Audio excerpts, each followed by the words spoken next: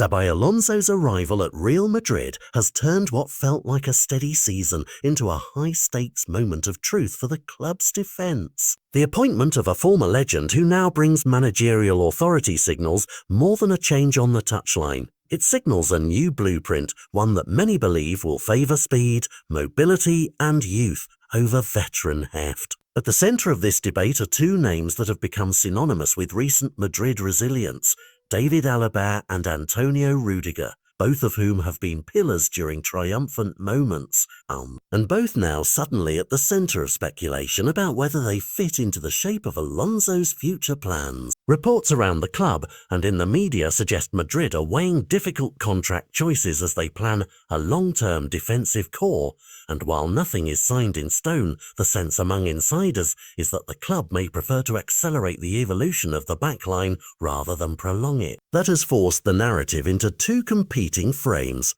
On one hand, loyalty and the legacy of players who wore the badge with distinction.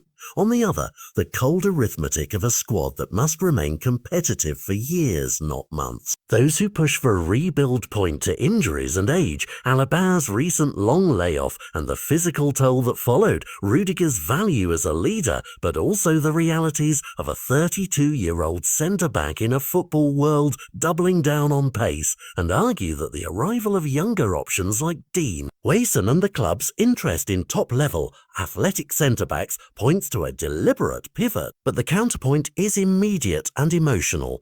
Alaba and Rudiger have been part of Real's backbone. They still command respect in the dressing room, and there are real questions about whether a strip out now would risk destabilising a team that still chases instant silverware. To complicate matters further, the transfer market is no neutral arena.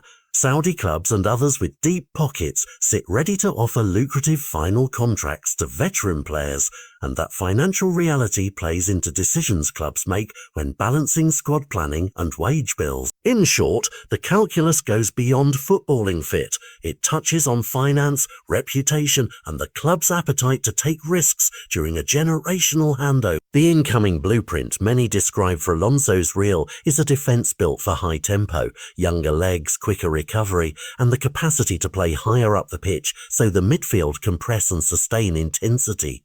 Dean Huijsen's emergence has given the board confidence that a youngster can step in and compete, and scouting notes have repeatedly flagged targets who bring raw pace and dueling power, players who would change Madrid's defensive profile. Yet transitions like this are rarely clean. There is also evidence of nuance in the club's thinking. Discussions over short-term extensions or transitional deals for one player while the other is moved on have circulated, and any final choices will try to balance respect for service with the strategic direction the new coach demands. Fans are split in public and on social channels, some urging patience and a gradual handover, others demanding decisive renewal to avoid being left behind by rivals who are already reshaping themselves. At the human level, we must remember these are men with careers and loyalties.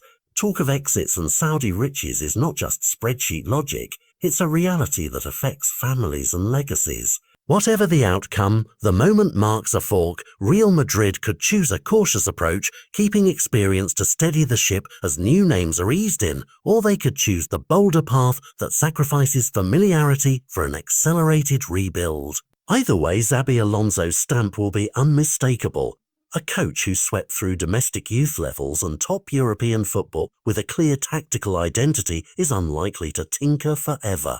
If the club opts to place a younger, faster spine into the heart of the team, the Bernabeu will say farewell to cherished figures, and those departures will feel like the end of an era. If instead Madrid find a way to blend veteran stewardship with fresh legs, the transition may look less dramatic and more like a carefully staged handover. For supporters and neutrals alike, the result matters because it answers a bigger question. Will Real Madrid manage change by preserving continuity, or will they embrace a decisive reset that defines the next decade? Either path will shape the club's identity, and in the weeks and transfer windows ahead, the decisions over Alaba, Rudiger and the centre-back spots will reveal whether Alonso's Real is building a dynasty or reinventing itself in pursuit of a new kind of dominance.